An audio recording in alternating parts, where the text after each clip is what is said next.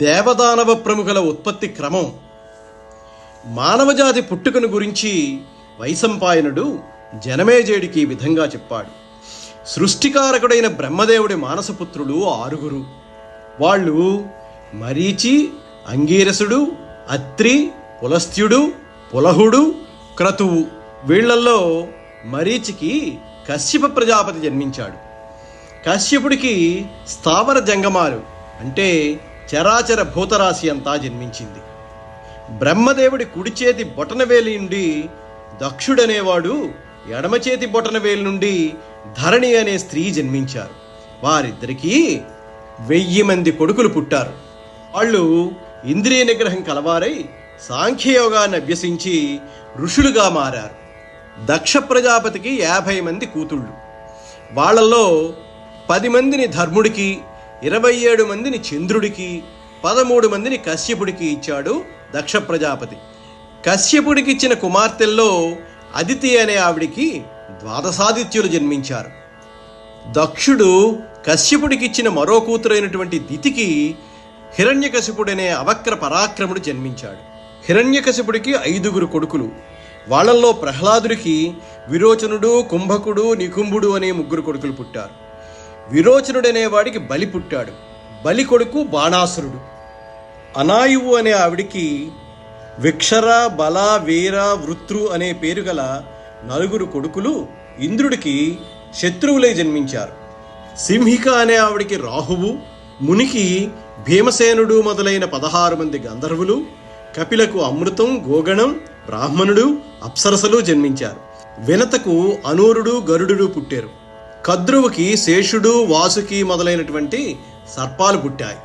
అంగిరసుడు అనే మానసపుత్రుడికి ఉతద్యుడు, బృహస్పతి, సంవర్తుడు అనే కొడుకులు, గుణవతి అనే కూతురు జన్మించారు. ఆ కుమారుల్లో బృహస్పతి దేవతలకు గురువై లోకపూజ్యుడై ప్రకాశించాడు. అత్రి అనే మానసపుత్రుడికి ధర్మస్వభావులు, వేదవిధులు, 1000 సూర్యులు వెలుగు కలవారు, పుణ్యాత్ములు, అధిక తపోమహితులు, ఆద్యులు, సత్యపరులు అయినట్టి పరమమునులు అనేక మంది పుట్టారు. పులస్త్యుడనే బ్రహ్మమానసపుత్రుడికి అనేక మంది రాక్షసులు పుట్టారు. పులహుడనే మానసపుత్రుడికి కిన్నర కింపురుషాదులు పుట్టారు.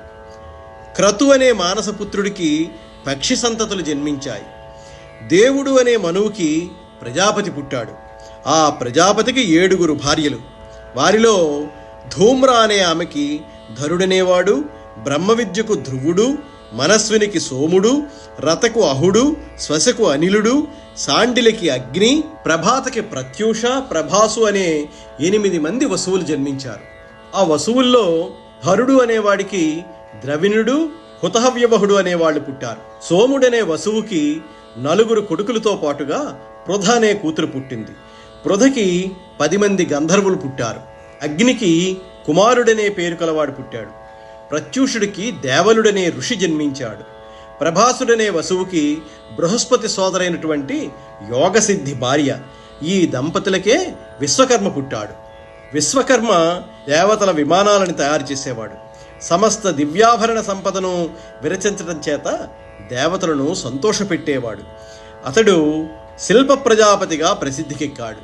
స్థానుడికి మానసపుత్రులై 11 రుద్రులు జన్మించారు. బ్రహ్మదక్షిణ స్థానం నుండి ధర్ముడనే మనువు జన్మించాడు. అతనికి శమకా మహర్షులనే 3 పుత్రులు పుట్టారు. ఆ 3కి ప్రాప్తి, రతి, నంద అనేవారు భార్యలయ్యారు. సవిత్రుడికి బడబరూపం ధరించిన త్వాష్ట్రికి అశ్వినులు జన్మించారు. బ్రహ్మహృదయం నుండి భృగుడు పుట్టాడు. ఆ భృగుడికి కవి, ఆ కవికి శుక్రుడు జన్మించారు. ఆ శుక్రుడే రాక్షసులకు గురువయ్యాడు. శుక్రుడికి 4 కొడుకులు పుట్టారు. వాళ్ళు రాక్షసులకు యాజ్ఞకులయ్యారు. పరమ పుణ్యుడైన భృగువుకి చవనుడు పుట్టాడు. చవనుడికి మనుకన్యక భార్య అయింది. ఆ దంపతులకి ఊరువులందు ఔర్వుడు జన్మించాడు. అతడికి రుచీకాదులనబడే 100 కుమారులు పుట్టారు. రుచీకుడికి జమదగ్ని పుట్టాడు. జమదగ్ని మహామునికి 4 కుమారులు. వారిలో పరశురాముడు మహావిష్ణువు అవతారం. అతడు శత్రు సంహారం కావించి చిన్నవాడైన మహామహుడుగా ప్రసిద్ధికెక్కాడు. బ్రహ్మకు ధాత, విధాత అనే 2 జన్మించి మనువుకి సహాయకులయ్యారు. ధాత విధాతలతో పాటు లక్ష్మి కూడా పుట్టింది. ఆమెకు మానసపుత్రులు అనేక మంది పుట్టారు. జ్యేష్ఠావరుణ దంపతులకు బలుడనే కుమారుడు, సుర అనే కూతురు పుట్టారు. సురకు అధర్ముడనేవాడు పుట్టాడు. అధర్ముడికి నిరుతి భార్య అయింది. ఆ దంపతులకి భయ, మహాభయ, మృత్యువు అనే ముగ్గురు పుట్టారు. ఇంకా తామ్ర అనే ఆవిడికి కాకి, సేని, భాసి, ధృతరాష్ట్రి, సుఖి అనే 5 కన్యలు పుట్టారు. కాకికి గుడ్లగోబలు, సేనికి డేగలు, భాసికి భాసములు, గ్రద్దలు, ధృతరాష్ట్రికి హంసలు, చక్రవాకాలు, సుఖికి చిలకలు పుట్టాయి. క్రోధుడికి మృగి మొదలైన 9 మంది కూతుళ్ళు పుట్టారు.